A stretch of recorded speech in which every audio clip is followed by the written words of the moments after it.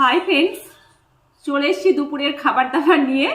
গরম ভাত নিয়েছি থালাতে। এবার বানিয়েছি করলা আর পেঁয়াজ ভাজা। এই দেখো, একটা রুই মাছ ভাজা, দারুণ লাগবে, মুচমুচে করে ভেজেছি। একদম ছোট্ট একটা পেঁয়াজ টুকরো নিলাম। লাল নোটে শাক ভাজা, শাক ভাজা নিয়ে নিয়েছি। এতে কি আছে দেখো, দেখেছো? টাটকা রুই মাছ দিয়ে বাগানের ফুলকপি, ওলকপি আর আলু দিয়ে ঝোল বানিয়েছি, সঙ্গে বাগানেরই ধনেপাতা। বেশ বড় বড় করে মাছগুলো মানে গোটাই রেখে দিয়েছি, কাটি।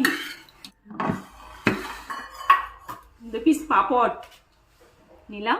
কড়াইটা কি সুন্দর না? এতে বানিয়েছি ধনেপাতার চাটনি। এই নিয়ে আজকে দুপুরের খাওয়া দাওয়া।